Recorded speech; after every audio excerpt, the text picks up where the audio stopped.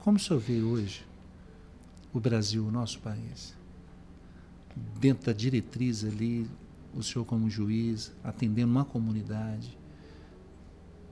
Como o senhor vê essa situação hoje no nosso país? O preço da democracia ele é muito alto. Ele às vezes é doloroso. E nós passamos por um processo muito difícil, que trouxe muitas feridas. O nosso país está extremamente vulnerável, ferido, machucado, mas é um país que precisa ter, como sempre teve, esperança. E os caminhos que nós vamos escolhendo para nós, eles não são fáceis. Se você for olhar a história da China, ela foi marcada com muito sangue, Sim. não é? A história da Índia também marcada com muito sangue. Nós temos nações no mundo hoje sendo forjadas com muita violência, com muita maldade, com muita covardia. E o nosso país é um país pacífico, é um país novo, é um garoto ainda. Sim. Em relação às outras nações do mundo. Então nós estamos aprendendo democracia. É difícil, quando você tem uma consciência do custo que essa democracia tem para os necessitados, para aqueles que padecem necessidade. E das oportunidades que Deus dá ao homem. Do presidente que saiu, que teve a sua oportunidade, do presidente que entrou, que já exerceu essa oportunidade por 2 vezes e está exercendo talvez uma última. E todos nós vamos passar por essa existência. Estamos passando por essa existência.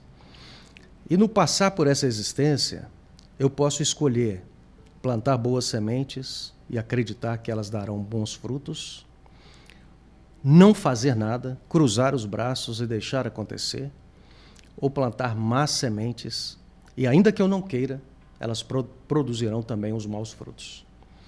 Então está nas mãos de cada um de nós. Nós não podemos responsabilizar só as autoridades, só os governantes, pelas misérias que acontecem no país. A mudança precisa acontecer dentro de cada um de nós.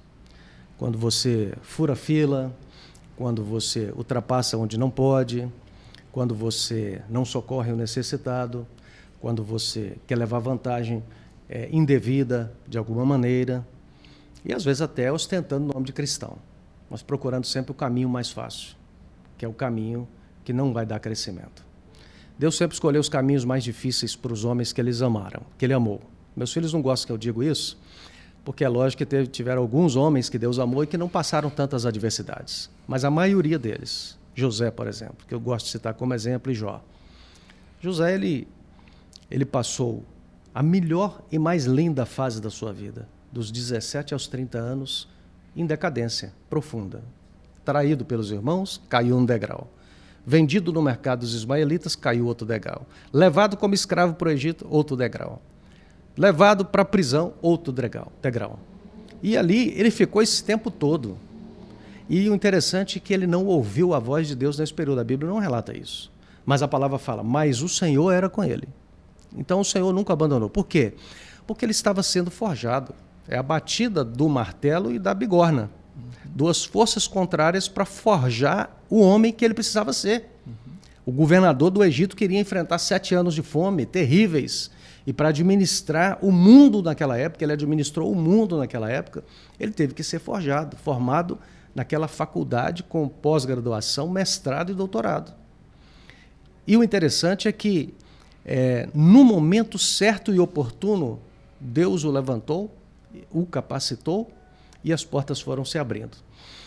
Então, assim, eu sou muito otimista com o meu país, embora às vezes, eu fico muito frustrado.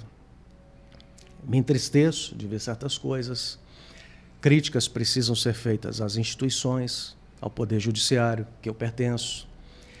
Mas o Judiciário ele foi chamado para intervir em situações muito difíceis, porque o Judiciário, a jurisdição, que é o poder que o Estado tem de dizer o direito que está na mão dos juízes, ele tem um princípio chamado princípio da inércia, ou seja, o juiz fica lá de braços cruzados, esperando que alguma miséria social possa acontecer para que ele possa trazer aquilo à tona e estabelecer a paz.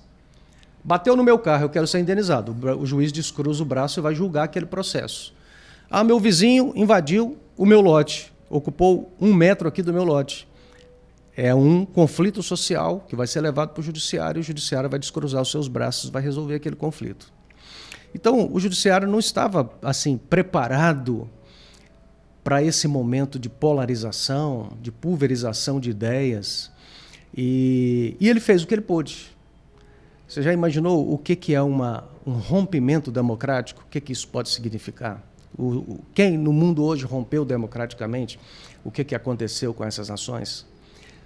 Então, a democracia ela teve um preço muito alto, mas para que as nações vivam em paz, essa democracia precisa ser preservada. Eu estou aprendendo a mexer com bonsai. E no bonsai tem uma técnica de engrossamento do tronco da árvorezinha que está nascendo ali, de criar um galho de sacrifício. Aquele galho de sacrifício, ele nasce no tronco, perto da parte que você quer que ela engrosse, e você poda, mas aquele galho só vai crescendo, crescendo, crescendo, crescendo, crescendo. Aí no dia que porque ele vai sugando substância, e junto com o crescimento dele, ele vai trazendo energia vital para o tronco ou para a parte da árvore que você quer que ganhe resistência e cresça mais e engrosse mais. Então, a democracia ela tem os seus galhos de sacrifício. Eles precisam existir. Você não concorda com ele, um dia ele vai ser tirado, um dia ele vai ser cortado, mas essa democracia precisa ser preservada. Então, assim, algumas coisas que causaram muitas discussões nesse processo político, que trouxe muita dor, muita divergência, morte, assassinatos, ódio, coisa terrível, uma sociedade tomada pelo ódio. Isso destrói as pessoas, né? O ódio destrói a quem odeia em primeira mão. Ele traz danos para outros, mas em primeira mão ele destrói a quem odeia, quem pratica o ódio. Então, assim, alguns galhos de sacrifícios foram necessários, porque o Supremo Tribunal Federal, por exemplo, a Justiça de uma maneira geral, foi chamada e ela teve que descruzar os braços. E uma decisão precisava ser tomada em muitos aspectos da vida política. E a democracia foi preservada, a vontade da população foi estabelecida. E eu acredito que as instituições se fortalecerão, nós precisamos crer nisso.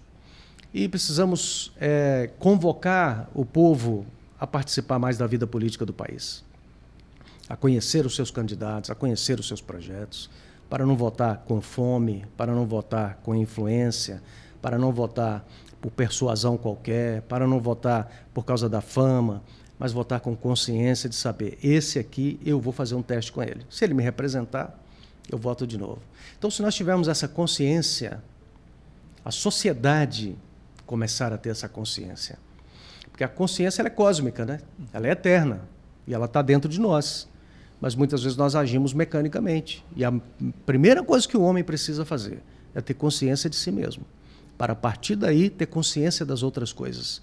E aí exercer conscientemente o seu direito de voto e construir uma sociedade democrática para o bem de todos nós e das gerações que virão. Porque nós vamos passando, mas virão outras gerações e o que nós vamos deixar para elas? Qual a parte da história que nós vamos nos inserir?